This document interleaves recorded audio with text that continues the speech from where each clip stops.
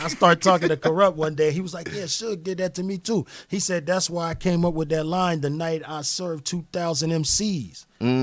It was because of that. You know what I'm saying? Suge was, yeah, wow. dog. But I think Suge did that to keep our swords sharp and to also make an impact on the moment. Like, you see I'm rolling with some real hyenas right now. Wow. You know what I'm saying? Like, it ain't just some it ain't just we just ain't over here a big label making I'm rolling with some hyenas that'll fuck you over with this rap shit. You know what I'm saying? Right. So that's crazy. So it was good, man. It was boot camp. Death Row was boot camp.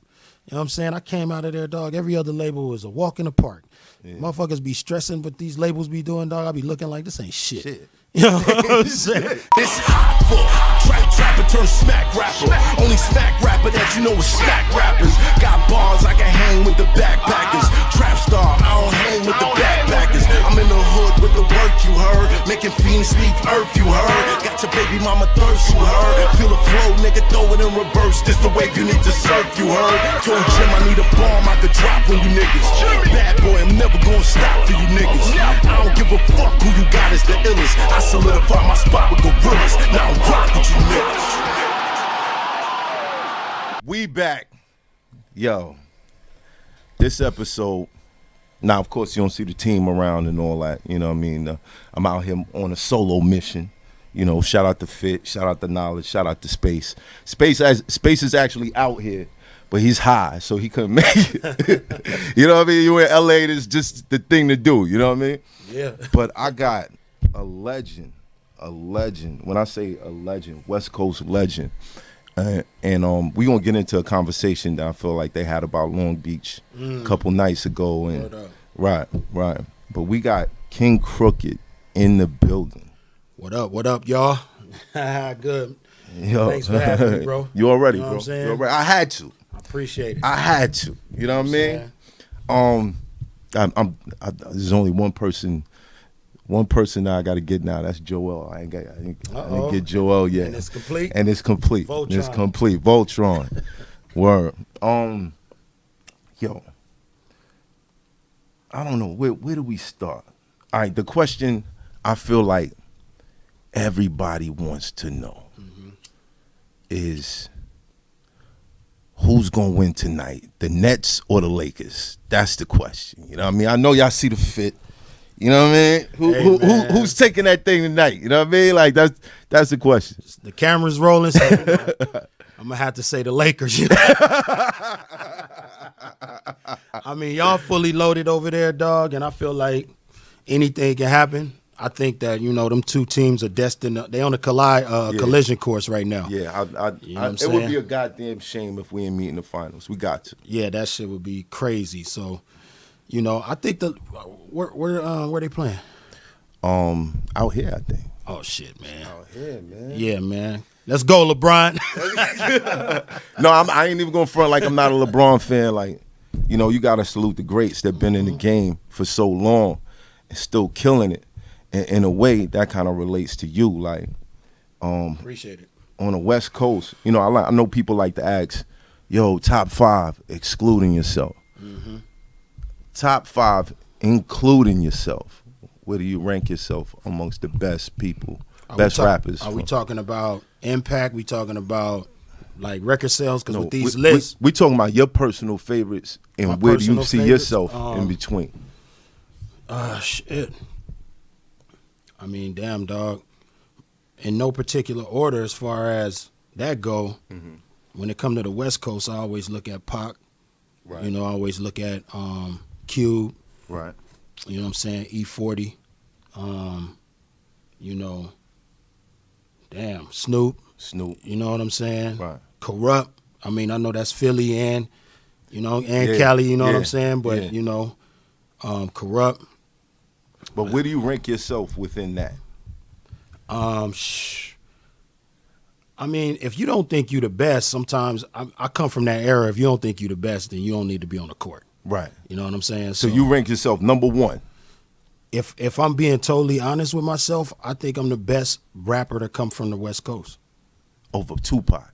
I think I'm the best rapper to ever come out of the West Coast. Just if you're just talking about rapping. Right. You know what I'm saying? Right. If you're talking about putting records together that touch people's soul, I say Tupac is the best to ever do it. Right. You know what I'm saying? If you're talking about, making songs that move the party, I might say Snoop owns that. You know what I'm saying? But if you're talking about just strictly rapping, the art of rhyming, so the art of put putting y'all words all together. on the track. You smoking everybody. I mean, I do want to work with these niggas, you know what I'm saying? We ain't trying to fuck that up.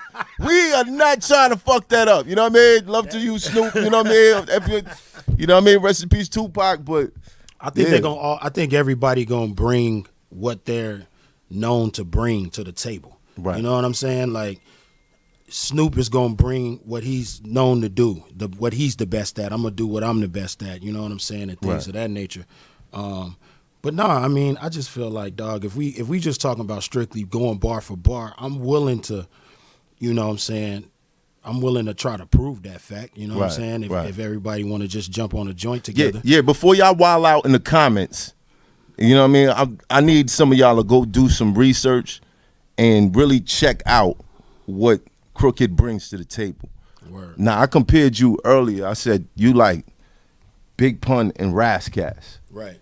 Mixed together, because Razzcast is, he's good for the punchlines, and Pun, like the way he structured it, it's just everything is gonna rhyme sometimes. Yeah. And you're able to do that and add a punchline in it. Right. What was the influence for you coming up? Man, Because I can't say it was. I could kind of say it was Tupac, because sometimes he got real lyrical with his shit. Right. It was definitely. I mean, man, Big Daddy Kane, Coogee, Rap, Rakim, you know what I'm saying? Okay. DOC, you know what I'm saying? Like real people who get intricate with the words. Right. And that's only one level of the game. Some of the most simple rhymes are the best, straight to the point. Right. Or sometimes people take a complex subject and make it simple. Right. You know what I mean? Like it's teaching a 6-year-old calculus, but knowing how to break something down and make it so simple that everybody can understand it. You know what I'm saying? So there's mastery in all of that, man. There's mastery in all of that. But, what I was drawn to was putting words together, painting picture and trying to put, the technique of the technical side of it. You know what I'm saying? And that's what attracted me. And I didn't want to be the most famous rapper. You know what I'm saying? I just wanted to be the best. I wanted to be the deadliest rapper on the West Coast. But you didn't want to be the most famous? No, I didn't want to. That wasn't the target I was aiming at, because all I knew was I'm in the ghetto, I'm in the gutter, I'm in the hood, and an old guy told me if you could do something better than anybody else, you can get out of this place. And I was like, all right, I'm going to rap better than anybody else. And that was the motivation. So a lot of people look back at my career and they say, well, you didn't have this and you didn't have this. You wasn't on the charts and you didn't do this and do that. But they don't understand that wasn't the motivation. The motivation was just to be the best. You know what I'm saying? Right. And I think once I hit that target in my mind, like, yo, I could talk shit with the best of them. When I hit that target in my mind, I just kept hitting it. Right. And it was like time to switch targets, and I just didn't understand that it was time to switch targets and try something else. No, right. You know what I'm saying? But you're still gunning. I was still gunning, yeah. Now, do you think that you know what? Before I even go there, this is a question that I think Royce would want me to ask you. Shout out to Bishop, by the way. He's been doing this thing on Clubhouse. Yes, indeed. He's had some of the most lit rooms ever. If you love hip-hop, you love lyricism, check out Bishop Brigante on Clubhouse. Righteous. A lot of the topics that they run is like you be in there for hours just debating shit. But I think Royce in particular, because I was in the room with him the other night, and I think he would want me to ask you, how influenced were you by Rapper's Delight? Man, big time, bro. You know what I'm saying? Like my moms used to play Rapper's Delight around the crib. And by the time I got to like kindergarten, I had learned the verse where the chicken tastes like wood. Yeah. You know what I'm saying? Yeah. Have you ever went over a friend's house to eat and the food was just, Yeah. So I learned that and I used to say it around the house and rap it. My moms would have her company over, be like, yo, rap that verse. You know what I'm saying? Yeah. I used to rap that verse. Right. And they had a talent show at my school, man. And I went up there and did that verse, you feel me?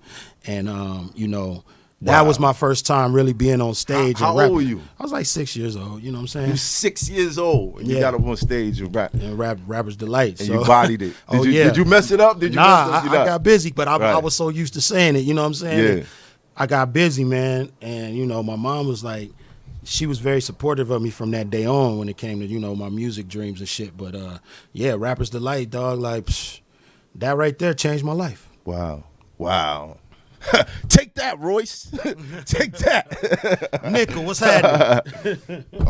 Wow, that's crazy. That having that influence and getting up on stage that young, like, do you think that was the moment that you said, this is it. This is what I'm gonna pursue. I'm gonna rap better than everybody. I'm gonna make it out. It was a bunch of moments. That was one of them. You know what I'm saying? Another one, dog, I gotta be real. When I went to Snoop house for the first time, when he moved to a certain location where, you know, he had a big house, when he got the big house. Right. You know what I'm saying? And I went over there. How old were you? I think I was about 17, 18. And I went over there, and he had like a basketball court in his backyard full, you know what I'm saying, official. Yeah. He had lowriders all in the garage. You know what I'm saying? He had whips parked in a circular driveway, you know what I mean? Right. And I was looking like, damn, he made all this shit happen pushing his pen off rap. Yeah. You know what I'm saying? And I was just sitting on his couch, and they was playing video games, and, you know, I was in my own world just impressed, inspired, and motivated. You know what I'm saying? Like, damn, this dude did that. And he from the same section of the city I'm from. You know what I'm saying? Beach. And it was like, yo, bro, I'm doing this forever. I'm not going to stop, dog. You know what I'm saying? Because this is too major. Did you get to rap for him that day? That day, I think we did make a joint that day, dog. Somebody was just reminding me of that, too, the other day at the lab. They was like, what happened to that joint you made with Snoop when you was young? We did a few joints. He had a studio inside his house, too, a little studio. He had a big studio off premises and then one inside the house. Wow. And, yeah, we did a little joint that day. You know what I'm saying? It's So a couple 17 joints. years old, you was 17, rapping with 18. Snoop. Yeah, about 18, yeah. Yeah, I think that was the first time I did something with him. I was there a long time, man. You know what I mean? I was blessed. Yeah. You know, because it's a lot of youngsters that don't get to go around icons and shit like that. But I ain't even know, and I told him this too, I ain't even know how blessed I was to be in the presence. At that time. At that time, you know what I mean? And be able to learn and sit back and watch and peep game, you know what I'm saying? Now, let me ask you, in the back of your mind, was you like, yo, I'm about to kill Snoop on the track? Keep it real. Keep it real. Nah, because you know what? We was songwriting, like, I just wanted to prove that I belong there. Right. Because it was always a house full of rappers or a studio full of rappers. Anytime when Snoop was doing his thing, when I was involved and I was around, he always had a lot of, you know, up-and-coming artists around that was trying to get on. Like, you know what I'm saying? anybody we familiar with? It was a lot of people. Like, we had the homies, the Low Life Gang, you know what I'm saying? Shouts to them. Rest in peace, Badass, you know what I'm saying? We had, you know, my homie Big C Style had this compilation called the 19th Street compilation and shit. Right. And, you know, Trey D was on there. LT Hutton was producing. Dope. You know what I mean? Badass, once again, was on there. The Low Lives, Technique, the Dynamics. Wow. My brother Dice was on there. It was just a lot of Long Beach. Mix. J Money. Rest in peace, McGruff was on there. Rest in peace, Coke Loke was on there. Lil C Style, Free Lil C Style, he was on there. Wow. You know what I'm saying? So it was just a lot of people on there. And that's just how it was, you know what I mean? Like, it was yo, you got to come with your best shit. Right. You know what I mean? Because Snoop would hit that talk back button and be like, hey, man, that ain't it. That ain't it. You know what I'm saying? And you got to come out of there. And if you come out of there too many times, you ain't going back. Right. You feel me? And you might be back on the east side of Long Beach. How many times he hit that button on you? Never. Never. Not one time. Not one time. Not once. I was hungry. Math, I was hungry. No, I get it. You know I was what I mean? hungry. No cap. I was starving. But you had a lot more respect than I did. I remember Bimmy Anthony, he was interested in giving me a deal when I was like 18. And he was working on Cool J's project at the time, the GOAT project. And, you know, I was young, I was real cocky. You know what I mean? Like, I was real cocky, so I was like, yo, let me get a 16 on that. I ain't gonna kill him too bad. Yo, when I say these motherfuckers, I ain't gonna kill him too bad. When I say I got the lecture, I got the lecture that day. You know what I mean? Shout out to Bimmy Anthony though. Shout out to Bimmy. Yeah, they was like, wait a minute, hold up. Hold up, you're not going to do that. You know what I mean? Yeah, you know, after that, you know, him and Cannabis got into their thing. Oh yeah? And it was like, I guess he got tired of the young boys, you know, talking that shit. Yeah, but I yeah, can see it. shout out to L. Biggest misconception, Crooked Eye. Is that I'm a cypher rapper. Mm. You know what I'm saying? I came in the game telling stories. Right. You know what I'm saying? I came in the game telling stories about my life. And I just think that some of the cypher work overshadowed it for a minute. It's kind of like with the battle rap when they, you know, battle rappers, when they try to make songs, you can't make songs. You know, that bullshit, that's a myth too. Right. You know what I mean? Because, I mean. Appreciate that, by the way. Yeah. In one form or another, we all battled. You know, it might not have been on the URL stage or King of the Dot, but we all had to get down at that basketball court, or you know what I mean? Right. You know, I mean, it's innate. You hear it in people's raps. Like, there's always this this person or this I'm better than. You know what I mean? Rap was always about like showing, you know, I'm the greatest. I'm the greatest. You know, it's flexing. It's a lot of flexing in people's verses, even if they're not going at anybody in particular. There was always that subject. That it was like, I'm better than this. You know what I mean? Yeah, that invisible MC is present. Right. You know what I mean? So you gotta talk shit. You gotta tear him down verbally. Right. You know what I'm saying? And yeah, like, I mean, M started off battling. Right. You know, Royce caught a few battles. Facts. You know what I'm saying? You talking about Grammy Award winning artist that's top of the world, you know? So yeah. Yo, Conway. You know what I mean? He's got a battle online. But what people don't know, Sauce Walker. I ran into Sauce in Miami, and he showed me a battle from when he was young. Like, see what I mean? And that's what I'm saying. Like, yeah. So that, I think, to answer your question, that's one of them. You know what I'm saying? Is that you know, it's all about I'm trying to bar everything out. Right. You know, even if the song don't call for it, I consider myself as a very skillful songwriter. I know when to ease off the gas pedal and to smash on that motherfucker. I know I let the beat talk to me. I let the music talk to me and tell me what to do. You know what I'm saying? Right. So all that, you know. Where do you think that came from? That came from the BET Cyphers and probably the Hip Hop Weekly series, my first Hip Hop Weekly series I did, where I was just barring out on shit, you know. And then that's a misconception. So I invite people to go into the catalog. Right. You know what I'm saying? Yeah. That's okay. So how do you get around these misconceptions? Because battle rappers, we've been trying to figure it out for years. Is this next project that you dropping? Yes, sir. Glass House? No, Glass House. Not Glass House. Hey, yo, I wish all the Slaughterhouse fans, they wish Glass House would come back out, man. Right. But yeah, but we talking about well, have you named the project yet? No names yet. No names, man. It's in my mind. It's called the most important album of my life. That's what it is, right? That's how it lives in my mind. It won't be the title, but that's how it lives in my mind. Right. And you're trying to top all your past works. All of them. I'm trying to top all of them by far. You think that misconception is going to get put to bed with this project? Yeah, I think so. I think it will. You know what I'm saying? I think it will. My real supporters, they know that ain't facts. They know that. You know what I'm saying? But you got so many onlookers who want to be tastemakers in the game, and they looking from the outside, looking in, and they, you know, on the sidelines, and they saying, "Oh, Crook got bars. He'll go, you know, 50 bars and all that, you know." Right. And it's like, dog, we doing so much more than that. Even Slaughterhouse, they counted us out like that. You know what I'm saying? Like, motherfuckers was telling us we should make an album battling each other when we did our first fucking album. But I'm not mad at the concept. But they thought that that's what we wanted to do. They was like, yo, that's all they saw us being able to do. Let me put it that way. They didn't see us as songwriters until we dropped the first shit, and then it was like, oh shit. Do you think people fight against that stigma too much? Like, because in reality, being honest, Crooked. Yeah. I would love to hear you just rip somebody up. You know what I mean? Right. I love that. Now the song part, of course, that's gonna draw me in. you tearing shit up, then I'm gonna check out the music and I'm gonna be like, oh, he's multi-layered. There's more to it than this. Right. But the general attraction is, yo, you'll smoke a motherfucker. Yeah. Would that be such a bad idea? Nah, I don't run. Man, I love it.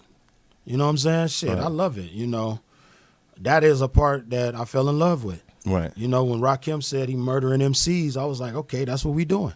You know what I mean? Right, So, exactly. I love it. It's just like you said. I'm just trying to make some balance. You know what I'm saying? I'm just trying to bring balance to it. But you know, any album that I'm creating is gonna have some element of that. Right. You know what I'm saying? Because it's in me. It's in my DNA. All right, this could segue easily into a battle rap conversation, but since we were on the topic of misconceptions, I saw this Suge Knight documentary, and you know, growing up on the East Coast in Brooklyn, especially being from Brooklyn, there was a certain image that he had from a distance. Right. You know what I mean? You were signed to Death Row. Absolutely.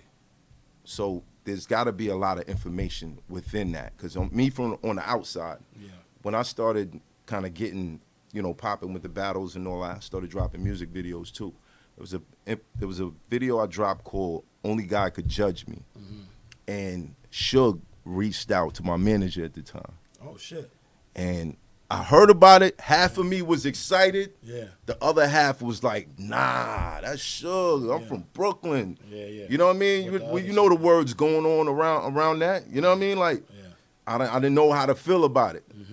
But after watching this documentary, there were a lot of things that I saw within it that I understood.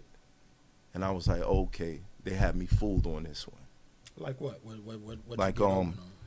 exactly what Suge Knight stood for. His relationship with Pac. There was a lot of things on the outside. Right. Like you hear these rumors, oh, Suge got Tupac killed. Yeah, that type you know of what I mean? shit. Suge, and you don't think about it because there's so many people saying it. Right. But like he said something in the documentary. He was like, "What type of motherfucker get his man killed and then say shoot me in the head to make it look believable?" You know what he said? And I was like, "Oh shit!" Make it look real. Right, exactly. So, you being that you were signed to Death Row, what are the misconceptions of Suge Knight that you knew when you heard all the shit that was going around that you knew wasn't what it was? I saw a good side of Suge, man. You know what I'm saying? Like, I remember a nursery burnt down in the hood.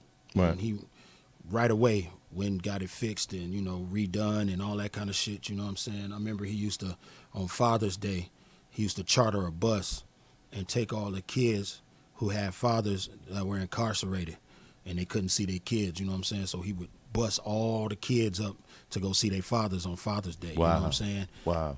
I remember, you know, everybody know he had the Mother's Day dinners and, you know what I'm saying? When we, on Christmas, we used to go get a U-Haul and buy like $50,000 worth of toys and go to the sick ward in the children's hospital, you know what I'm saying? Wow. And get out and give all the kids toys, you know what I'm saying? Like good shit. Wow. You know what I'm saying? So But this is shit that you never hear.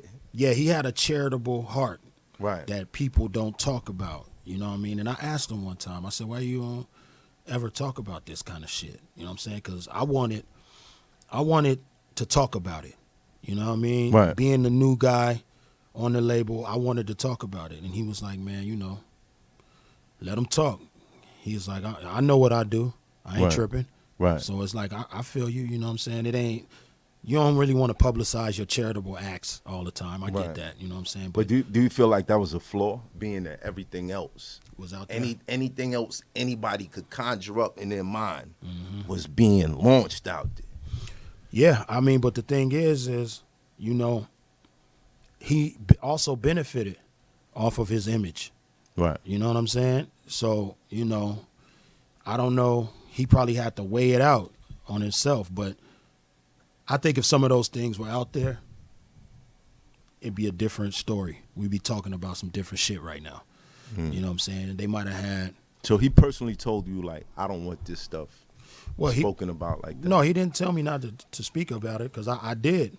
I spoke on it on a song called Still the Row for Eddie Griffin's soundtrack. It was called Dysfunctional Family. You know what I'm saying? I helped produce that soundtrack, and I spoke on it on the first single. You know what I'm saying? But he wasn't tripping on that information being out there, but he wasn't trying to make an effort to show people his good side. You know what I'm saying? He was just like, let them think what they want to think. But my idea was if they saw that type of shit, you know what I'm saying? Maybe they would maybe they'll, you know what I mean, try to understand who you are as a whole, not just one side that they perceive, you know? Right. Yeah. What when you got signed to Death Row, was this on like the tail end of Snoop leaving, or was it before? It was the tail end, so it was the end really. Pac passed. Right. You know what I'm saying? Snoop left. Suge was locked up. He was doing time in Mule Creek, Ione, California. And it was 99. You know what I'm saying? And I went up there to go see him in the penitentiary and shit. And I would go visit him. And that's how we kind of got our first relationship started with each other business-wise, was, me visiting him up there, you know what I mean? And busting down what I wanted to do with my career and what he could do for me. Right. And, Right. And he was in there for like 2 years while I was on the label, you know what I mean? And he got out like 2 years after I signed. So I had already had hella music made. I had albums, mixtapes. I was doing all kind of shit. And then he came out and took the shit to another level, you know what I'm saying? But yeah, man, everybody was gone. It was on my shoulders. Corrupt came back for a minute. Right. You know what I'm saying? And then Corrupt bounced out. Well, what was that over? You know what? I'm not really sure. I know that he came over there for a minute when Suge got out. You know what I'm saying? And I think that no matter what goes on in the media, I think that deep down a lot of people who left that label, even if they had some sort of negative vibes, they know Suge tried to fucking help them. Right. You know what I'm saying? Right. Deep down, this dude tried to help me. You know what I mean? Because black ownership was what he was pushing. Yeah, you know what I mean? And niggas was cashing those checks at the time. Right. You know what I'm saying? They wasn't giving the checks back. They was putting the money in the pocket, feeding the family, paying bills, doing all that shit. Right. And, it all came from the row. So I think that's one thing that drove Corrupt to come back. But, and plus he probably just wanted to fuck around with his homie for a minute. You know what I'm saying? Right. He fresh out, you know what I mean? Been Right. away for 6 years. Right. Let's make some music. Let's have some fun. You know what I'm saying? And Right. he came over there and Suge gave him an executive role. And, he made some music and then he departed. And I think I remember seeing that in The Source. Mm-hmm. Yeah, he was over there for a minute. Then we did the XXL magazine cover. It was me, Corrupt, Eastwood, Left Eye, rest in peace, because she came over to the label. Right. As Nina, releasing rap songs under the name Nina. And it was a wild time, man. But whatever happened to those records? Some of them on YouTube and very, secret places where, 2 views, 3, nobody knows this. They don't even know. Yeah, I got like 3 records on YouTube with her. You know what I'm saying? Wow. From those days. You know ever what I'm thought saying? of just taking those records and doing them over? Yeah, I have. Because Lisa was special. Yeah. She brought Dr. Sabi to the office. You know what I mean? Introduced us all to him. She was bringing a whole nother energy. I always say that. She brings a different energy to the label. She was balancing it out. You know what I'm saying? Because it was a lot of dark times over there. So she was like the light. Right. You know what I mean? And she'll come through and, Dr. Sabi, what's up with y'all health? Y'all got to get y'all shit right. You know what I mean? Eating? With y'all, yeah. You know what I mean? Did she have you switch up? Was you doing Impossible Burgers for a little bit? You know what I'm saying? Like, yeah, for real. Cause, the lettuce wrap. Yeah, because Sabi said, hey, he did a front flip. He was old as shit. He just did a front flip right in the office. Doo-doo. The niggas was like, what the fuck? He was like, yeah. He's like, because I take care of myself. You know what I'm saying? And we was like, all right, OG shit, what's the program? And he was like, yo, this, telling us about, balancing your acid in your body and all this type of shit, your alkaline, man. And I was like, all right, cool, let's get it. Right. But I always been open to that type of shit. You know what I'm saying? My mom had Black Panthers around the crib when I was a kid and shit like that. So I've always been open to alternative information that ain't mainstream. You know what I'm saying? Right. At least willing to think about it. You know what I'm saying? You think because there's a lot of rumors and stuff. Let's address a couple rumors. You think Suge had anything to do with Biggie or Tupac's death? Hell no. Nah. I mean, listen, man. Like you said, you riding in the car with somebody. You know what I'm saying? And motherfuckers start shooting. You told them, yo, shoot them while I'm in the car. You know what I'm saying? Style, right? Yeah, you know what I'm saying? Right. That's what I want you to do. And I think that's easy to believe for people who have never been in a car that has been shot at. Right. You know what I'm saying? But if you ever been in a car that been shot at, you know good and fucking well that you trying to find every piece of the floor you can, every piece of the floor. You're trying to get low as you can possibly fucking get. You ain't got no time. You don't know them bullets is ricocheting around that motherfucker. They taking different angles once they hit that door. You don't know how that's going to go. You can't be no marksman and thoroughly plan out where a bullet is going to go when it goes through a car, door. So to me, that has always been ridiculous. Right. But I understand why certain people probably fell for it because they had a strong hatred for him and they never been in a car that got blasted up. So I already knew that. But when it comes to the Biggie thing, what year was that? That was 97. 96, 97. 96, 97, right? Yeah. So, I wasn't around. You know what I'm saying? 96, 97. I was still on the east side with Big C Style. We was doing 19th Street Records. I would come around every now and then, hit some studio sessions, but I wasn't around, you know what I'm saying? But I don't believe it from because Suge thought Biggie was dope too. Right. That's what people don't know. Yeah, the funny thing, what I learned in the documentary is that Suge and Puff used to hang out. Yeah. Like they, Suge used to, Puff would come to L.A., he'd be riding around with Suge. Right. Suge would be playing new Tupac records.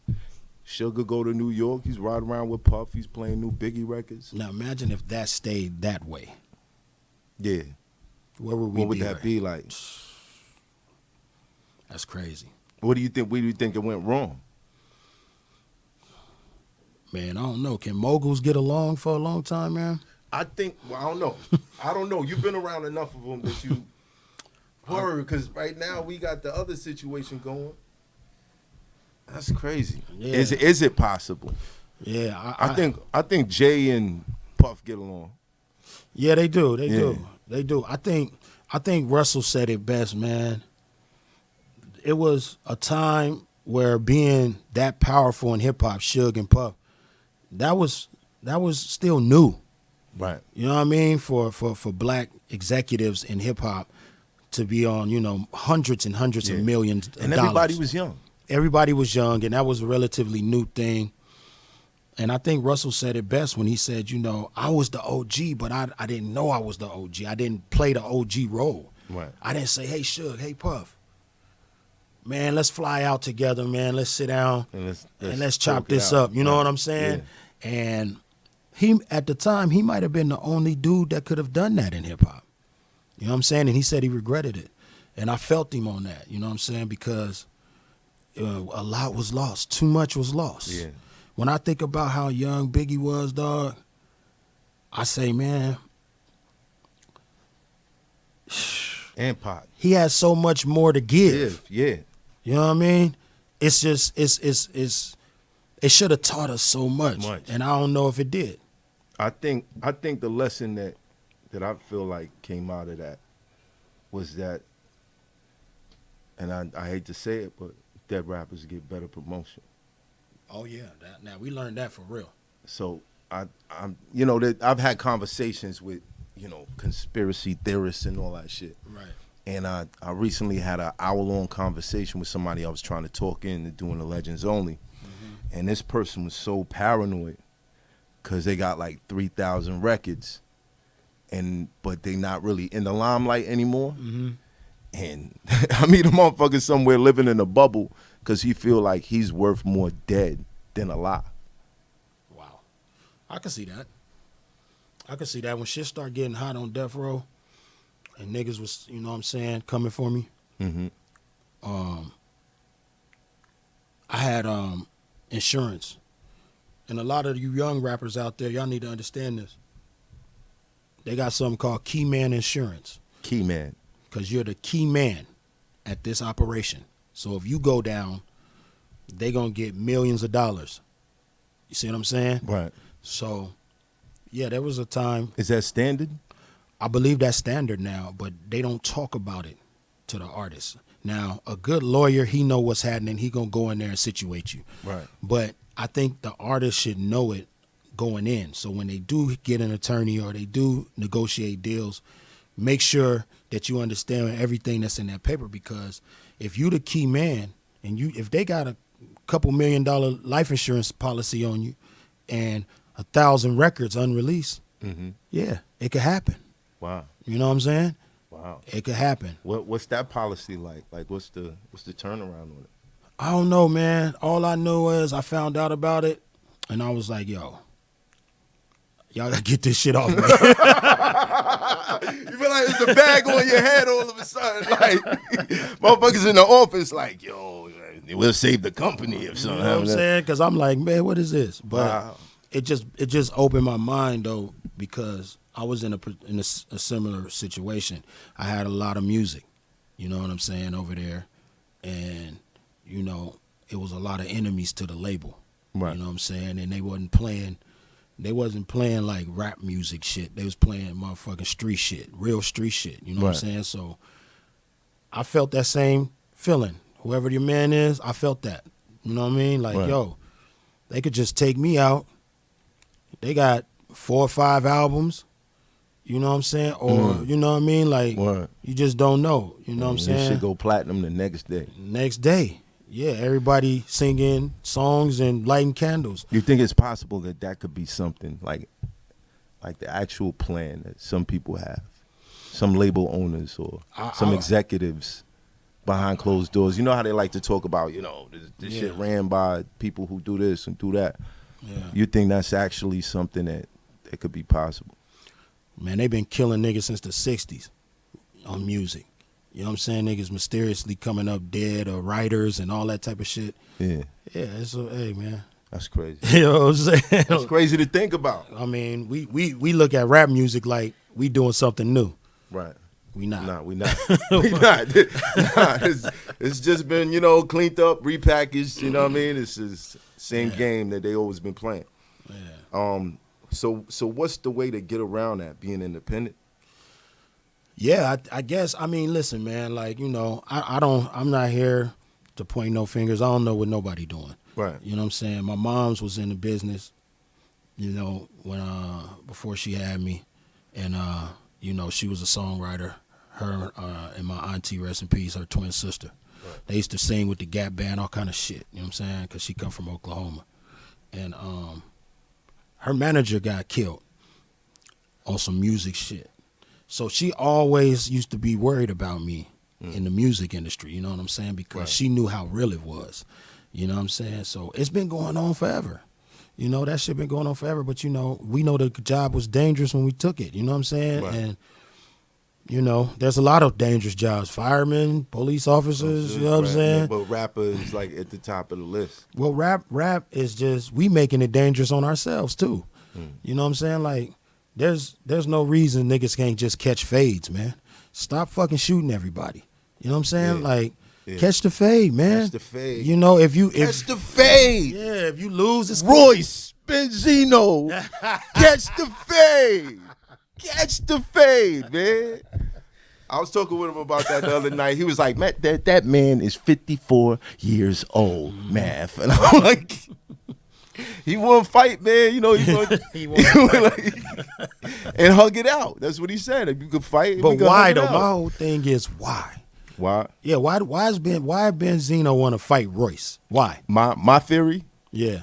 I think that, you know, Zeno kind of got that same misconception placed on him because of, you know, people picking sides. Right. But if you took away the Eminem beef, Yeah. started a magazine that we revered, you know what I mean? That unsigned hype and that hip hop quotable was the first things when you picked up Source magazine. You went back there, but it was black owned and it was about us. Right. You know what I mean? Independent label. He was pushing kind of that same moniker until that shit went down. So I feel like he probably feels like people gave everybody else a pass except him. He's still in this box because of that situation. Which I could understand, but my thing is, I feel like it's all about how you react to the situation. Right. And how you respond to it. You know what I'm saying? Like,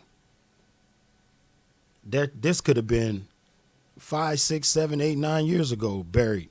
Right. You know, that little problem could have been solved, talked about, talked out, and done years ago.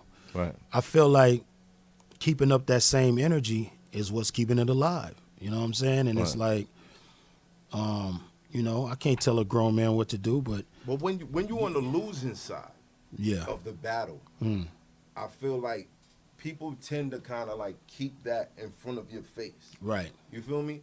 Like, yeah, I know you remember, you know, the situation with me and Dose. right, Everybody remember, yo, get out my face, son. right, right. Yeah, it got to a point where sometimes I had to check on the homie, even though we ain't had no issues. Yeah. Because I know people kept constantly throwing that in his face. Right. And I'm like, y'all gonna get this motherfucker charged up. Yeah. And he gonna come looking for me. Even though we ain't got no problems no more. Right, you know what I mean? Right. So I feel like that's what happens Yeah. with Zeno. You know what I mean? He goes through that. Like, And he I can probably see get that. comments every day. Yeah, the you know? comments is wild. People, Right. you know, throwing things in his face. You know what I mean? Anytime I'm in a negative environment, I try to think outside of it. I try to think bigger. I try to think, you know what I'm saying? That's when it's really time to play chess. Right. You know what I'm saying? And I just feel like, you know, that's an issue that could possibly be solved. I mean, we supposed to be on code right now. You know what I'm saying? Everybody is trying to be on code with each other. Everybody is trying to empower each other. Everybody is trying to, you know, COVID and all this other shit kind of made us sit down and think. You know what I'm saying? And it's like, right when we on code, I don't feel like we need disruptions and distractions. I feel like unity is the key. You know what I'm saying? And I don't know how you get to that place, but you know, I feel like that's the energy. Even if you on the losing side. Right. You know what I'm saying? Because you just got to clean it up. Like, let's clean this up. Right. This shit ain't come on, man. Let's clean this shit up right here. Going back and forth in the public eye. Man, we better than that right now. You had to tell that to Royce, man. Well, you know, if No, I'm joking, if a nigga, I'm joking. Yeah, because if a nigga come at Royce gonna come. That's just Right. That's simple. That's the Detroit shit. Yeah, it's You know what I Detroit. You know what I'm saying? And my whole thing, I get that. You know what I'm saying? But I'm like, yo, listen, man, I don't know what could be done about that particular situation, but it's just like, dog, we supposed to be on code right now. Right, That's right. all I'm saying. So when you you know, keeping that type of subject matter going, when you was on death row, was there friction between you and Snoop? Yeah, it was friction. You know what I'm saying? But did y'all ever make records about each other? Was it? yeah, he you know, and it's crazy now because, you know, I feel like me and him are in a better place than we probably ever been since I known him. Right. You know what I'm saying? And M and Snoop had a little snag, you know what I'm saying? And a lot of M's fans follow me. And they talk to me on Twitter every day. Right. And they went digging for the old records that I had and Snoop had about me, you know what I'm saying, and I had about him. Oh, they rehashed They it. try to rehash it, you know what I'm saying, Right. because they just wanted some sort of feud going on, Right, you know what I'm saying? right. Because, yo, you know, but it's crazy because I told Suge, you know, I said, Suge, man, I'm not going to diss Snoop. I told him this, you know what I'm saying? I said, I'm not going to diss Snoop. You know what I mean? Snoop is from Long Beach, California. Nigga, I'm from the east side. Right. Snoop from the east side, man. I said, I got respect for Snoop. I'm not going to diss Snoop, dog. You know, I'm just not. And Suge, he always respected me. I don't know why Suge liked me so much, dog, but he just really did. Right. I was young, you know, he took a real liking to me. And he's like, all right. He said, but you know what? They going to diss you first. And then you're going to have to do something. And he just started laughing and walked off. You know what I'm saying? Is that what happened? And that's what happened. You know, they had a Snoop mixtape. took the first shot. Yeah, they had a mixtape called Welcome to the Church House. And I don't know which volume it was, but it took a few shots. Yeah. So I was like, all right, cool. I'm going to send them back. You know what I'm saying? It's time to play. You know what I'm saying? It's time to play. Yeah, so it was. Were you disappointed? I mean, being like, you know, we started this interview off with you being 17 in the booth and Snoop never having to hit that button. So I know the love was there. The respect was there lyrically. Did you feel like he kind of knew what kind of monster you was and he was like, oh, nah, I ain't going to let him take the first shot. I'm going to let it go. Nah, he might have been on some bomb first. You know? Word. Now, Pac done showed me this, dog. I'm a bomb first. I'm a bomb first on this little nigga. You know, I'm finna establish something fast. Right. Chin check him, you know. Right. And I was disappointed, dog, because I fuck with him. Right. I fuck with Snoop. I fuck with the Dog Pound. I fuck nigga. Everybody can't be in the city. Everybody in the city cannot be signed to Snoop Dogg. Right. Or part of, you know, Snoop Dogg's label and movement. Right. There has to be other people to establish their own lane. You know what I'm saying? Right. And I was like, yo, dog, some niggas work at Burger King, some work at McDonald's, bro. I'm just over here at Death Row Records. Yeah. I know what it is with you and Suge. I mean, I'm taking heat too. I walk into the office and it's a parking lot full of niggas who hate Long Beach niggas waiting in that motherfucker. And I'm the only nigga over there from the city now. Right. You know what I'm saying? So the pressure's on you regardless. Yeah, the pressure is on me too. So I'm hitting the pressure from them, from the inside and the outside. You know what I'm saying? Right. But I'm like, yo, I ain't really wanted to go there because it was like, yo, I fuck with them.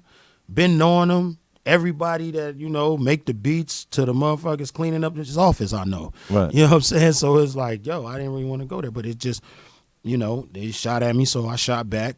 You know what I'm saying? And that was that. But I'm glad we got past that because, you know, I'd rather show our city. We got a lot of young talent in the city. I'd rather them see us together and unified. You know what I'm saying?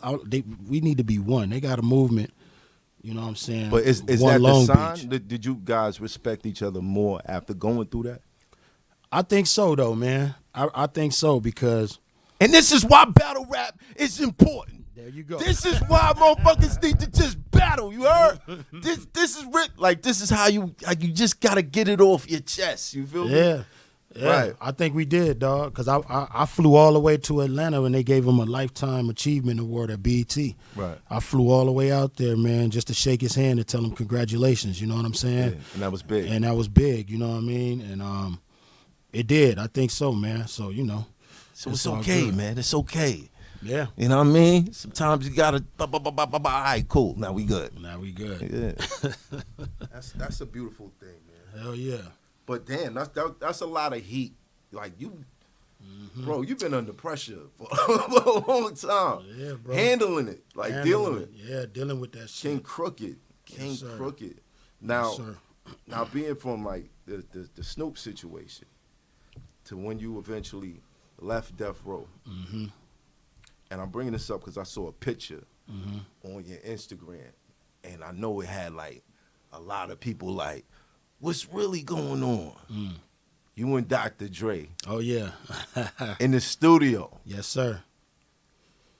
What's really going on? You know I gotta ask. What's really going on? Hey, man, you know, I mean, firstly, man, it was good to see Doc in his element. Right. You know, he had the issue, the medical his issue. Spirits you know what I'm is saying? up. His spirits is up. Right. You know, he in there, music banging, he laughing, smiling, jumping on the mic. Yo, I'm finna say something. Hold up. Sit back down. I just thought of something else. You know, to see him in his element, man, it was just a blessing. I'm like, damn, that's cool. Doc good right now. You know what I'm saying? Yeah. That was just dope. But, you know, I'm pulling up on let's work. What's up? What's up? You know What's what I'm up? saying? It's that time. It's that time. So, that time. so you know, it's. Are we gonna hear a lot of that on your next? Well, what I can say is this, man. I'm trying to, not even trying. I'm surrounding myself with brilliant music people, man. Right. You know what I'm saying? I'm surrounding myself with brilliant producers, brilliant songwriters, brilliant musicians. You know what I'm saying? The whole thing. Right. You know, and for him to open up his door and say, "Yeah, come on in," you know what I mean? It mean a whole lot to me. You know what I'm saying? Right. And it's gonna be some major surprises on this album. You know what I'm saying? From the East too. Yeah. You know what I'm saying? Yeah, it's gonna be some major surprises on this you gonna album. post a picture? Oh yeah, Okay, everybody just follow the narrative. I'll be waiting for it. Cause a lyricist on Dr. Dre beats has been like, and that's no disrespect to, you know, I feel like, you know, Snoop, they created a vibe. Right. But hearing someone like M over those hard drums and the piano and the, you know what I mean? It's a different type of, like, you take it in differently. Yeah. You know what I mean? Yeah. And to hear you. Can't wait. How many joints you got over there, man? How many? What's the Dr. Dre beat like? Like, is it, what is it like when you work on something and then it's time to talk business? Hey man. You like, so say hey. you gonna give me a discount on this motherfucker? I'm pretty sure. Yo, listen, I can't afford no Dre beats. Just out the gate. You know what I'm saying? So you gotta know it's love. You know what I'm if saying? you see it, you know it's love. You know it's love. You know, that man shit. The headphones was hitting the nigga. No, I'm not kidding. But yeah, like, and that's like M too. Like, you know, M produced some joints for me. Yeah, yeah. And you know, he don't put no, you can't put a price tag on that. Yeah. You know, because nobody can afford that shit. Right. You know what I mean? Like, we all right over here, but nigga, we ain't throwing 250 at a fucking beat. Right. You know what I'm saying? But you ever expected to though? Nah, because M and Dre and these kind of guys, man, they work with people that they respect. And you know, if you got their respect, you can get some work done. And you know what I'm saying? It's different. You know what I'm saying? And if you don't, you got to come out with that 250. Oh yeah, 250, 4. You know, you know where this about to go. You don't know. Yeah, your whole budget get tore in half. You know what I'm saying? He's like, all right, so this beat is gonna cost you nine albums. Yeah, nigga, that hi-hat was like 500. That snare was like 250. That's crazy. Yeah, but it's a beautiful thing, Math, dog. Like, I came a long way. We just talked about me being on Death Row Records. Right. You know, and to slide over there and to be able to. What was that vibe? That vibe was being myself. And I always tell artists to do this. It's a life jewel, really, but artists in particular, be yourself. Right. Because I was on the radio, live on the radio with Ja Rule, Irv, Suge, and Ja played that joint that he had dissing M, where he say some real crazy stuff about M's daughter and all that. You know, he premiered it on the radio. Right. And, you know, it was lit. You know what I'm saying? They was at it. And the host was like, yeah, so Crooked, you up next. You about to send some shots to Dre and M? You got something for him? And I was like, nah. That's not my beef. I said, you know, I just got over here, you know. Right. I'm trying to make great music. I'm trying to bring that back to the W. You know what I'm saying? I said, that's my focus. I was like, yo, Dre. I said, Suge will tell you, Dre is the greatest producer ever. I always tell him that. He'll still say that. You know what I'm saying? I said, I always tell Suge that. You know what I'm saying? That's his greatest producer. Right. You know what I'm saying? I was like, him got bars and all that. I said, you know, I don't really know. The gist of what I was saying was, I don't believe that Suge brought me to Death Row to be a wind-up doll. To go after people. Go after people and to be a paper soldier. You know what I'm saying? Right. I believe that it was something deeper than that. And I don't have no problem with these guys. I don't even know what this whole shit is about. I just got here. You know what I'm saying? Yeah, like what's going on? I don't know. You know what I'm saying? What I'm going to do, just jump in. And little did I know, I was at Fat Beats. And I was about to do this mixtape called Young Boss Volume 1, and half of the beats was going to be Chronic 2001 beats, and the other half was going to be DJ Premier beats. So I went to Fat Beats, got the Chronic 2001 instrumental vinyl, and my phone rang. It was Dre. I was off Death Row at the time, and he was like, yo, I heard you that night when you was on the radio. Me and M was listening, or something to that effect. And he was like, yo, you never took a shot. Every time they try to get you to shoot at me, you never did. Right. And he said, I respect the fuck out of that. So, you want to get down, holla at me, boom, boom, boom, bam. And I truly believe that that was that night is one of the reasons why I was able to have a Death Row past and still be able to go over there to Shady, you know what I'm saying, and have a future, and it's all good, Right. Because it would have been easy for me to say, hell yeah, fuck them niggas, let's go. Right. You know what I'm saying? That was easy. Join the whole crew. Everybody looking like, you with it, right? Let's go. Right? You know what I'm saying? Yeah. But I was like, nah, I'm not gonna do that. You know what I'm saying? And that's just what was on my heart. For what? You know what I mean? And I want to take this time out to say, M, when I was young, Zeno was trying to get me to diss you. What you do? I backed up out of it. I was like, yo, nah, real talk. Nah, this is real That's talk. Real? This is real talk. Oh shit. He hit me up. He was like, yo, you a lyrical monster. Come get at these guys and da. I thought this was my ticket to get away from the shiny suits. Mm-hmm. Like, I could beat the game if I go right here. Mm-hmm. So, people be like, yo, don't do it. Mm-hmm. I pick up the pen, I start moving it. They like, yeah, that shit fire, Right. I got to the studio, and, Zeno had his response. He had somebody else's response. I'm like, yo, where you going with this? Mm-hmm. And he was like, yo, we gonna put out a whole mixtape with the source. Dissing them. I'm gonna put your joint right before my joint. And I sat there and I was like, I respect the fuck out of anybody that could rap like Eminem. And this ain't no real shit. You know what I mean? So I was like, nah, I don't want to be a part of this shit. Yeah. And he made a joke. He was like, yeah, 50 is from New York. You probably should. I was like, man, get the fuck out of here, nigga. But nah, you know what I mean? So I stepped out of that. I was like, nah, this ain't my thing. This ain't the way that I'm gonna do it. Word. And that means a lot, man. That shows a lot about, your character, because, a lot of people would have did that just to get in the source. Oh, a lot of people did. He had niggas dissing them in Spanish. Yeah. He had niggas on the tape spitting Spanish dissing Eminem, son. Yo, Marshall, you better you got some niggas coming at you, man. I think their name was Uno Dos or something like that. I'm like, yo, this guy's crazy. Yeah. I mean, and that's the thing, like, man. But what is it like being over there? Like, when you talk this genealogy, like, they could make a documentary about Death Row and, end it with Shady. Right. But walking your path. Walking my path. Because I did a lot of independent shit in between that era. So, right. I was in Texas in the South getting it with them guys. And but being over there was just like, I remember we was at the video for Forever, Hype Williams. Right. And one of the Shady execs asked me, like, yo, what does it feel like, being on Shady Records and you was on Death Row? You know what I'm saying? And I was like, it feel great. You know what I'm saying? Shit. You know what I'm saying? Ain't no other way to describe it. Ain't no other way to describe it, you know what I mean? But it does trip me out.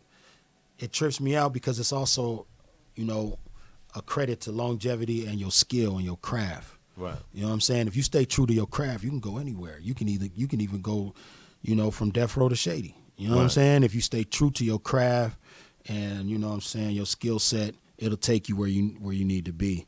And I just told this story, and some people on Twitter didn't believe me because they were like, oh, but Suge said this with Nick Cannon and all this type of shit. And I said, listen, I don't got no reason to lie. I was standing in the kitchen of the studio, Eminem studio, and Suge called me. And I felt like, damn, I'm standing in Eminem. Do I answer the call? Like, you know what I'm saying? It's like, one of the moments. Like, yo, and it ain't like I was just getting calls from Suge every day. It's just he reached out for a reason, you know what I'm saying? And I said, yo, I'm over here with M right now, you know what I'm saying? And he was like, yo, I'm glad you with the white boy, man. Because that's what he called him. He was like, I'm glad you with the white boy because he's a lyricist. And he going to understand you more than anybody else. You know what I'm saying? Wow. And he was like, don't let nobody tell you that I'm trying to get in your way for some shit like that. He's like, man, I love that shit. He was like, because he could spit, and you could spit, and ain't nobody on the West gonna really understand you right now. That's what Suge said, dog. Yo, you know what that conversation, that little audio clip would have cleared up so much shit that was thrown on Suge Knight. Yeah. Just knowing that he understood music so much that he could have an issue with somebody, but still love what they do. Oh yeah, absolutely, because he definitely he understood that shit. You know what I'm saying? Like when it came to the music, he had that ear, and that's why a lot of people, you know, they wish they could have been on death row. All the bullshit that went on death row. They wish they was still some motherfuckers that wish they could have been on death hitting. row. Yeah, you know what I'm saying? And plus because Suge giving you the nod is like saying, you know, your talent level is official. You know what I mean? Right. So, you know, just look at who done passed through his situation. So yeah, dog, like he knew his shit. You know what I'm saying? He knew his shit. Well, when he said they gonna understand you, yeah. Do you think that being super lyrical sometimes is like a gift and a curse? Yeah. Absolutely, because even when I was young doing this shit, I always was rapid fire, or even if I wasn't rapid fire, I was trying to figure out how to say things differently than the average motherfucker said. So I might have been rapping about the same shit Eazy-E was rapping about, but I was using syllables and punchlines and shit, yeah. And, you know, some of my big homies, I don't know what you saying, cuz, but you sound hard. You know what I'm saying? So it's like, you know what I'm saying? So it's like, you know, it was very hard because a lot of people didn't know what to do with me because, you know, the music was more laid back and West Coast music in the mainstream was laid back. And it was, you know, storytelling real simple to the point, more so. Right. And all the lyrics. That's kind of what being on the East Coast. Yeah. That's kind of what I expected out of West Coast artists after a while. Like they're gonna tell a story. They're gonna be straight to the point. It's gonna be NWA somehow remixed, flipped, bounced around. It's gonna be NWA though. You know what I mean? That's gonna be the vibe. And then when I heard you, I was like, he from where? Like for real? Yeah, dog. It's crazy. I mean, we had so many lyricists. We had the Good Life Cafe. Niggas used to go up there in L.A., you know what I'm saying, and rock and get down, you know, freestyling, and people would come from all over just to get a chance to get on that open mic. We had Project Blowed, you know what I mean, in Lamert Park in L.A., you know what I'm saying, and once again, battles would go down on them sidewalks. Man, who you battle? You might not even who you go battle that we didn't know. There. Who did you battle that we don't know about? Man, who did I battle? I was battling everybody. It was just niggas walking up, you know what I'm saying? Well, what was the biggest names that you might have find yourself in the studio with? Yeah, I ain't really get a chance to do that. I got in a cipher. My biggest cipher as a come up when I was on my come up was with I think Corrupt and Daz and Snoop. Yeah. When they was really starting to rise to the top. Yeah. You know what I'm saying? And I got to jump in the cipher, but it wasn't no battle. I just was ciphering. And, you know, Snoop was like, yeah, he told my homie Big C Style, like, yeah, you want to fuck with somebody from the city, you need to fuck with Crook, you know what I mean? Right. And that's what made me and Big C Style start fucking with each other. And Big C Style is one of the founding members of the Dog Pound, and he's touched a lot of people's careers in Long Beach. Management, you know, whether it's just I'm going to drop you off at the studio, give you somewhere to stay until your shit get popping, you know, just like that, a big homie like that. You feel me? So that's what put me with him, was being in a cipher with Dog, but nah, I ain't really get a chance to really do that, man. You know what I'm saying? I wish, but it was just a bunch of niggas that probably don't even rap no more. You know what I'm saying? You know what I'm saying? You got them out of there either way. Hey, man. Well, I mean, Suge used to tell me, he used to tell people that if they wanted to deal with Death Row, they had to battle me and win. So, you know what I'm saying? So, did anybody get signed while you was on? Nobody got signed, bro. And let me tell you, I told him, man, you got to stop doing that because these niggas gonna come for my head, dog. Like one dude was crying. My god brother, he reminded me on Clubhouse the other day. He was like, you remember that one dude that started crying? No, hold on. Now, you got to start this story from the beginning. You got to start this story from the beginning. I think we pulled up to Hot 97. Right. And Tretch was with us. And Shout out to Tretch. Tretch was holding us down. Jersey. You know, he was like, shh. Y'all go up there and say whatever y'all want to say. We down here right now, and you know what it is. Right. We was like, all right. So we hype. We go upstairs. We doing our little 1-2 interview and all that shit. We come back down. The motherfucking whole shit is packed outside because I guess they heard us live on the fucking air. So they like, all right, them niggas up there. Right. So, it was a couple kids. And they was like, yo, Suge, you need to fuck with me. And Suge was like, all right, well, shit, if you could battle Crooked and you could fucking beat Crooked, I'll give you a motherfucking deal right now. That's what I tell everybody. Right. I'm like, oh, man, here we go again. And you just did. You're like, shit, here we go. And if you go to the radio and you're not even expecting that you need to freestyle on this shit, they just finna play your new shit and you finna bounce. You ain't got 100 in a clip for like 5 different, you know what I'm saying? Right. So I'm like, I'm out there just going wild. And it was a couple niggas that was hard. It was this one dude out there. If you out there, bro. You remember his name? His name was Microwave. Yo, he was kind of spitting. I was like, when I got back on the plane, I was like, that Microwave kid was kind of hard. That might have been Sue. You know what I'm saying? But Young Surf done pulled up. Microwave, nigga. But he was heating it up. But yeah, it was a shout good. Out to Surf, man. I just be fucking with him. Yeah. Shout out to Surf. I was looking at his I-95 freestyle the other day. Yeah, that shit was he nice. Blacked out on that shit. Yeah, that shit was nice. Yeah, man. But yeah, So Microwave spit. He did his thing, but we just, man, dog, listen, when I was super hungry, it was no chance. There's no chance, dog, because I you hear that saying where they say, I'm going to hit you with my ain't got shit left, right, you know what I'm saying? Yeah. Like, I'm really in there like, dog, y'all don't even know, dog.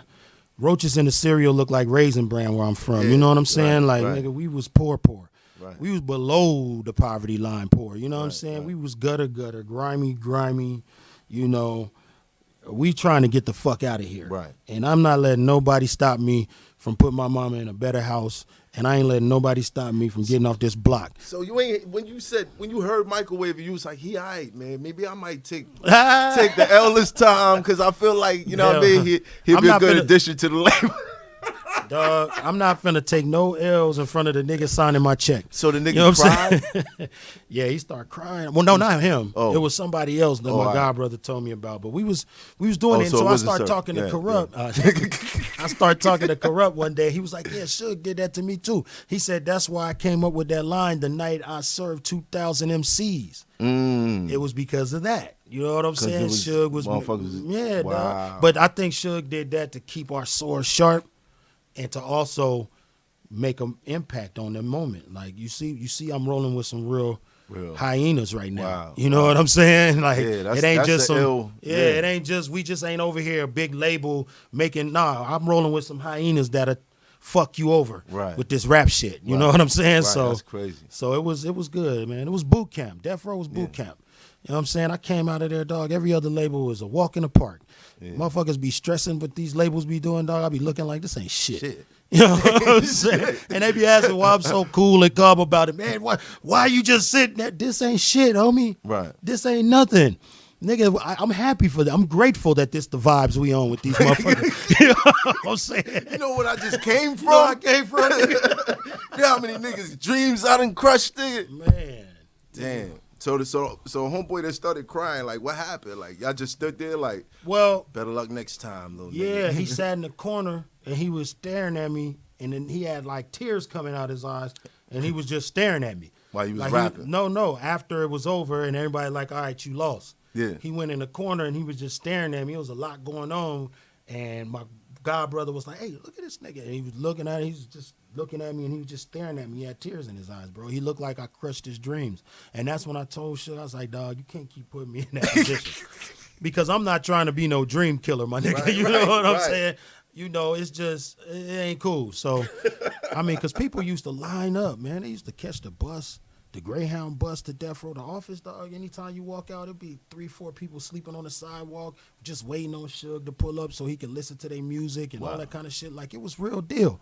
It was real deal over there. People wanted in, man. And you stopped You know all what I'm of them. saying? Hey, I stopped a lot of those motherfuckers, dog. I did them a favor, though, because, you know, it ended up not really popping like it was supposed to. Right. You know what I'm saying? So, hopefully they went somewhere else, you know what I mean? And got an and got opportunity. on. But I still got love for Death Row. I still got my Death Row chains and all that, dog. I still got love for Death Row, you know, but, you know, it's... Death Row chain, only time I wore a blood diamond. Oh, my G. I said, yo, son, Hey. Crooked be, yo, son, he be saying some shit. I Like, appreciate it. That mean a lot coming from you. See, that's the thing. Like, that's what M was talking about on my Chris Corner shit. right. When he's talking about your show, you know what I'm saying, and being able to hear somebody that understand this shit, the ins and outs of this shit, really Right. break it down and talk about it. We in a beautiful different. time. Yeah, you know what I'm it's saying? And, you know, shout out Joe. I know he had a lot to do with it. Yeah. You know what I'm saying? Yeah, shout out to Joe. Shout out to Joe. Yeah. Okay, so that brings me to the next question. Slaughterhouse. Right. One of y'all got to go. Who is it? If one of us got to go, One of y'all got to go. might as well be Joe. He already out.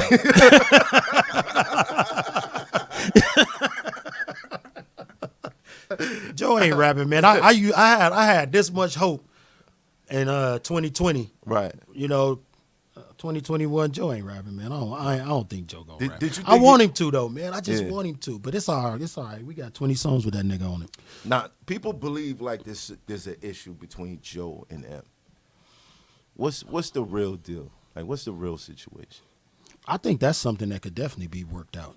I don't think that's crazy. Right. You know what I'm saying? I think that's something that could definitely be worked out. You know what I mean? Because, you know, they similar.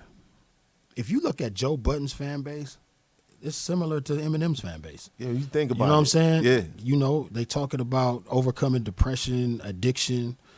You know what I'm saying? Women Shit they like dealt that. with. Women they dealt with.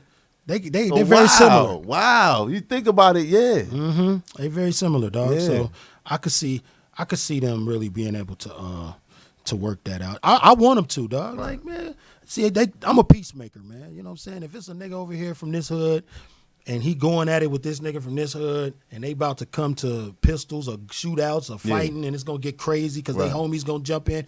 If I know both of them niggas and I know somebody they respect or if they respect me enough to sit down and talk, you know what I mean? We going to talk about it. Squash that We shit gonna, out. Yeah, you know what I mean? We going to squash that shit out because... I thought for sure Joe was going to jump back out when I heard M kind of like send a shot. Yeah. Nah. I don't think he want his first rodeo to be with Marshall though. You know what I'm saying? my first Low key, we've been waiting. my first rodeo. Some, you gonna give me Marshall? Sometimes you gotta Hey, go- and then let's hug go. it out later. You know what I'm Hey. saying? So you never Hey. know. You know. But you know what? It's probably nobody that's gonna really.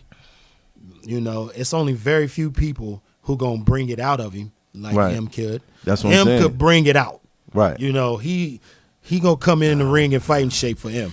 You know what I'm saying? I was waiting for it. But I really just want them to be able to sit down because M is the most down to earth superstar I ever met in my life, dog. He the most humble, down to earth, cool superstar, megastar that I ever met in my and you'd life. be like, yo, I've heard stories. Marv One, he came on the show and he was like, there was this dude that wanted to battle and he was like, yeah, ain't nobody battling, get out of here. Mm-hmm. And somebody told M that it was a dude that wanted. He was like, yo, y'all let him leave. He said, And Marv was like, yo, you done sold like 100 million albums.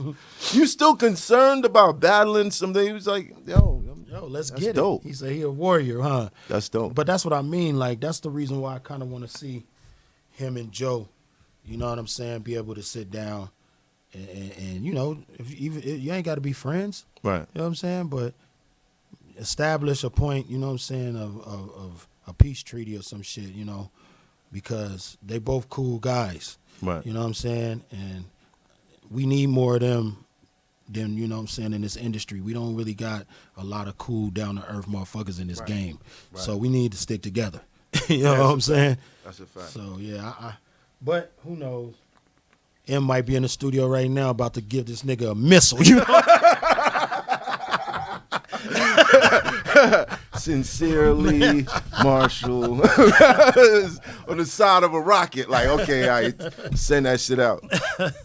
Oh, man. But I prefer, like, a match between M and Joe. I know what I'm getting out of that. Mm-hmm. I know it's not, oh, there's going to be pistols blazing and, crews going. I prefer that rather than, this other shit that we got with the drill movement. Right. Where it just sounds like cries of war and everybody's living out the record. You know what I mean? Yeah. Like what how do you feel about, being from Long Beach? Like people banging on records. I mean, it's the culture. If you live a certain lifestyle, that's what you're going to project on the mic. That's how you're going to create your art. It's going to be based on your lifestyle. Right. You know what I'm saying? And I want to say Free Casanova. Yeah, no doubt. But you see the game that's being played now. Yeah, I see it.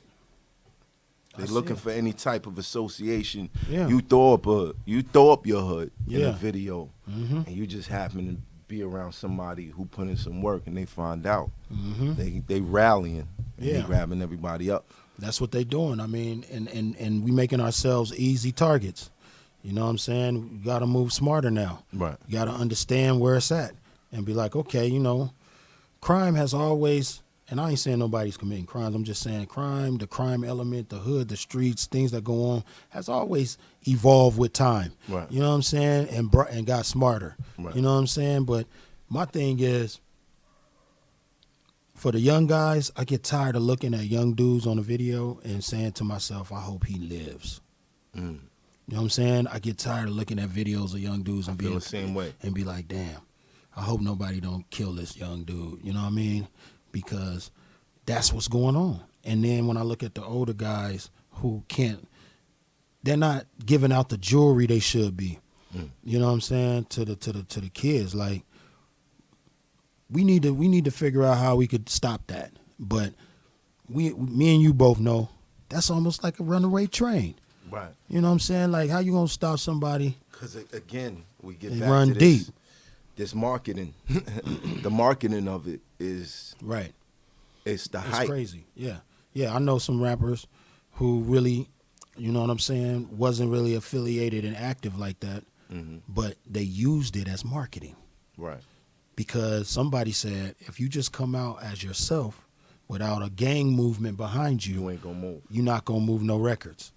So now they gotta use that element to sell records, but also that element creates other energies. Right. There's people from your hood that's like, that's not you. Right. And when we see you, we gonna let you know that's, No, not, that's you. not you. You know what I'm saying? And then there's people around the world that want to test you now because of the energy you giving off. Right. So it's really tough, man. Everybody just wants to be successful, and these motherfucking labels, they don't care. They're going to let you go ahead and act a fucking fool out there because like we just talked about, when somebody pop you, more record sales. They don't care. Figure it out. Wake up. Yeah. Wake up. Wake up, man. We need to stop all that, man. You in the game, but you're not moving the pieces. You being moved, man. Wake up. Wake up. So, all right. Being from Long Beach, how do you feel about seeing Bloods and Crips all over the United States now? I saw it early. You know what I'm saying? I moved out of the city. My mom wanted to go back to Oklahoma where she from, you know what I'm saying? She moved to Cali to get a record deal. She got a record deal. Some shit happened. She met my father in Long Beach. He was in the Navy. He was stationed in the Navy in Long Beach. Right. She had me. We stayed in Cali for a while, doing our thing in the city, all that type of shit. And then one summer, she just decided she wanted to go back to Oklahoma. So we went back, and I watched the development of gangbanging in Oklahoma. I watched it. I was like, okay, a dude moved in from L.A., a dude moved into town from L.A., a dude moved in from Compton. They started two separate hoods. There was already a hood there, you know what I'm saying, that was moving around, but they wasn't really Crips or Bloods. Right. And then the Cripping and Blooding took place, and it started to blossom. And I just watched it all develop from one person to 100 motherfuckers claiming and repping, you know what I'm Right. saying? And I was like, damn, this shit is crazy, because it was a culture shock when I first came out here, because wasn't really nobody Right. tripping. I could come outside, you know what I Everything mean? up, yeah. Everything cool. Niggas ride my bike with a Dodger hat on to the back, blue. Right. Ain't nobody finna say shit. You know what I'm saying? Right. You But good. now this it's like vacation time right yeah, here. now it's starting to develop into something different. And then I moved to Vegas because my mom was moving around. Every time my older brother got into some shit or I got into some shit, my mom would try to run from it. You know what I'm saying? Right. So we moved to Vegas. Niggas was banging Crips and Bloods. I'm looking at it. I'm like, man, this shit is everywhere. You know, so it's like. Did you Wow. respect it? Well, I had some cousins who were claiming a gang set out of South Central, who never been to South Central at the time. Right.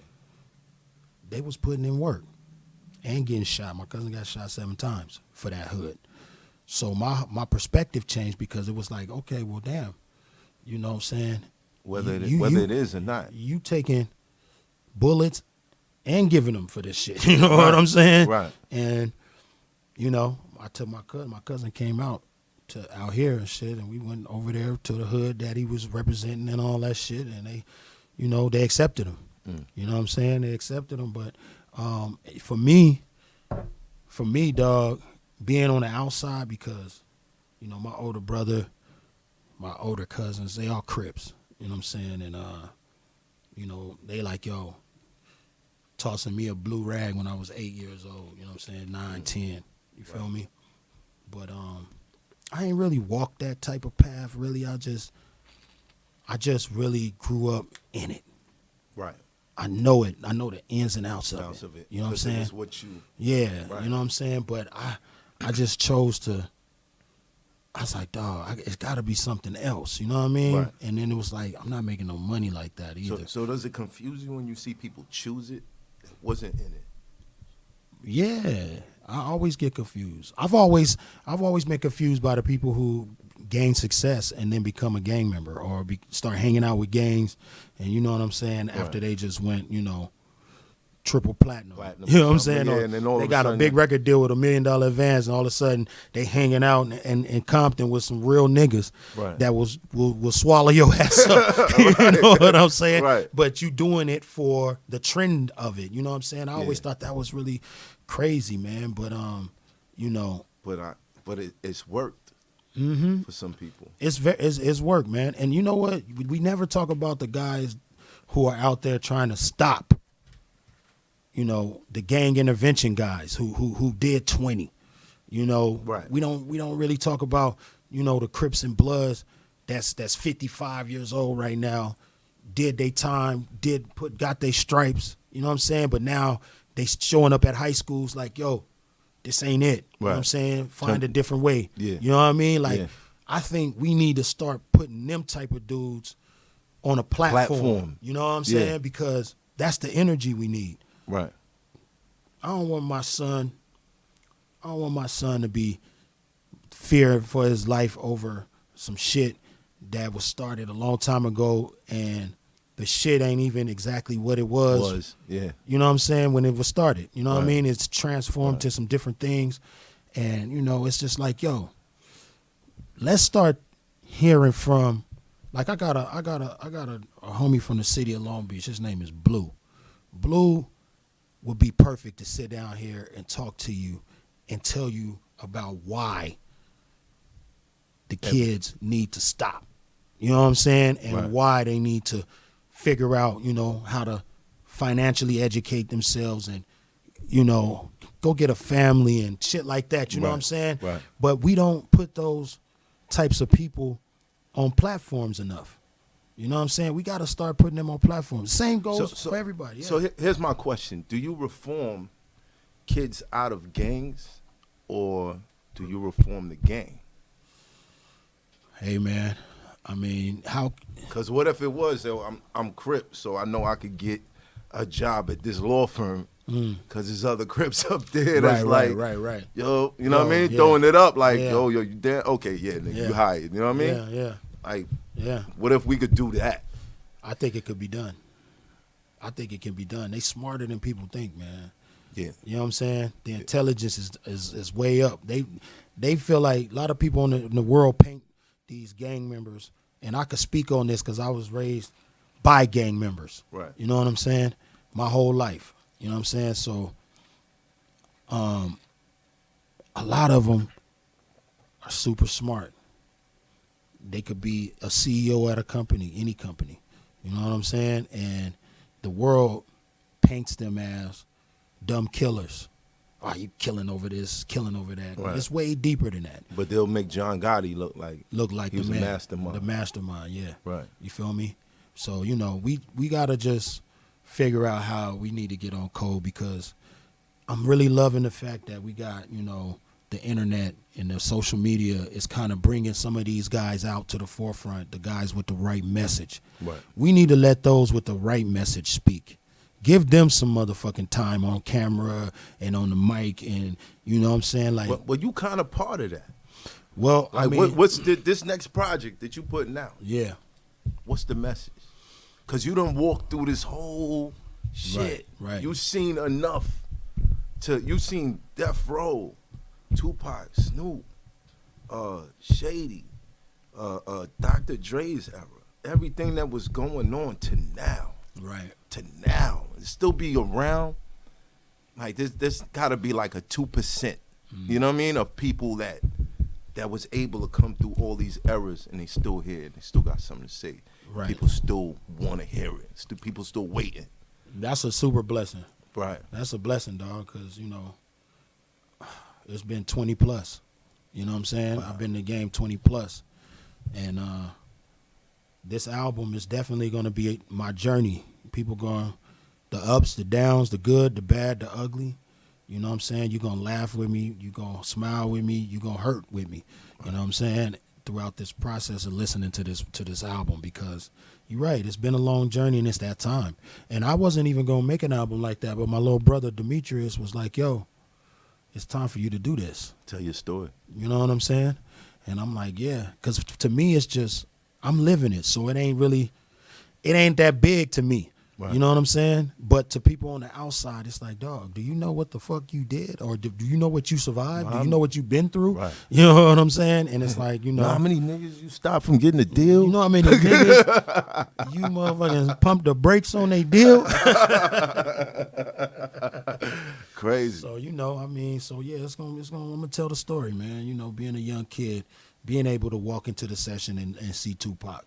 You know what I mean? At a young kid, and be like, damn, that's Tupac right there, you know, and just sit down and watch Pac write and do his thing. You know what I'm Right. saying? Like, being able to see Snoop, being able to go up to, you know, Dre, being able to survive the craziness of Death Row Records, man, at a time where a lot of people don't know this. Death Row was more lit on some street shit. It was more lit when I was on Death Row than it was in any era. Because there was a lot of shit going on. It was a lot of shit going on. And when Suge got out of jail, it was a lot of people trying to stop him from ever being what he was in the past. A You lot know, of shootings, big mogul. Yeah, a lot of shootings, stabbings. a lot of killings, Yeah. kidnapping. Bro, man, we lost so many people over there, man. When I was over there, dog, the body count was crazy. You know what I'm saying? And it was just, it was very, very dangerous. I mean, the feds rushed the building, man. They took everything out of that motherfucker. They rushed all of the I houses. saw footage of motherfuckers coming down from helicopters. Yeah, dog. With the straight leg, like, like, yo, to a record label? To a record label, man. This is wild. It was lit. So my whole thing is, you know, that's something that, you know, I think that's the reason why my homies in Long Beach respect me, because they like, yo, nigga, you went over there by yourself and you made it out. You know what I'm saying?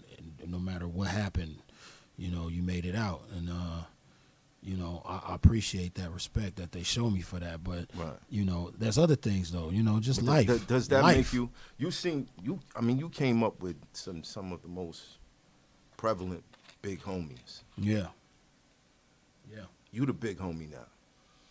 And then it's like I just said about Russ. It's like you gotta really recognize that. You know what I'm saying? You gotta recognize that, because I don't feel like it. I don't feel old, and Right. you know what I'm saying? I feel like, yo, shit, I'm still the same person. Yeah. But you got to realize that when you get to a certain age and you got a certain amount of wisdom that came from certain experiences, you need to give that wisdom to the next so they can, have some shortcuts in life and don't have to go through everything that you went through. You know what I'm saying? So I'm being intentional about that now. I'm making a point to be like, yo, calling younger artists or younger homies that's just in the streets and be like, yo, let's go get lunch and just talk to them. You know what I'm saying? Because that'll go a long way, man. It's nobody was talking to us sometimes, shit. Right. Eminem was out there wilding. You know what I mean? So is that what the Circle of Bosses is about? Circle of Bosses, man. Yeah, dog. It's like-minded individuals that just want to see each other win. There's no one leader. You know what I'm saying? We all bosses. We sit at the table. We got that mindset. We established this in 2004. We just was a clique. We decided to create a clique of like-minded individuals that want to see each other win. And, we from all walks of life. There's Crips in there. There's Bloods in there. There's lawyers in there. There's people who own car dealerships in there. There's rappers in there. There's producers in there. And we just all one clique. How do you get in? And you know what? That's on that side, I guess we just got to really fuck with you. You know what I'm saying? Like if we really, for 2 or 3 of us really just fuck with you and that's what you want, it's like, all right, cool. Come on, rock out. You know what I'm saying? But, I decided to bring it forth into the rap world because I kept it behind, but I decided to bring it into the rap world like, yo, this is our clique. You know what I'm saying? Let's represent what we represent. You know what I'm saying? So it was cool. And it's been dope, man, to see the growth of some certain people. I got homies that real estate moguls. You know what I'm saying? Like straight COB tat. Everybody got the tat on the hand, you know what I mean? And real estate mogul, buying property and beachfront property, houses, restaurants, you know what I'm saying? Yeah. And you've seen them come from. See them come from, the bottom. So it's like, yo, it's a beautiful thing, man. You know what I mean? To be one of the founders and be like, yo, look what we did though. We still got homies we trying to bring up. Right. You know what I'm saying? We still got work to do, but we gonna do it because we love each other and that's what's gonna happen. You know what I'm saying? Well, all right, so we gonna wrap this up, but before we go, What's happening? I need to know, man, do super lyrical rappers have groupies too? Well, are they like smart bitches? Are they like, you know what I'm saying? Like, hey, dog, I'm gonna tell you, yo, when you on your come up with some lyrical shit, it be hard, bro. it be tough. You go out, you look in that crowd. You see the big hoodies. Man, you see the big hoodies on the chat. I'm tired of looking at Skechers. I'm like, man, what's going on? You know what I'm saying? It's like, damn, man. But yeah, dog, you do got some beautiful women that appreciate, you know what I'm saying, wordplay. You know what I mean? But yeah, dog, them trap niggas winning. Shout out to the trap niggas, man. Shout out to the trap niggas, you know what I'm saying? It is what it is. Yo, Crooked, I want to thank you again, bro. Man, thanks for having me, bro. Yo, you already, man. You Real already. talk, real talk. A lot of gems, man. We out here in L.A. Yeah. See if we can get some more episodes popping, but this one is one of those ones. That's what's up, man. Thank you, bro. Thanks for having me, bro.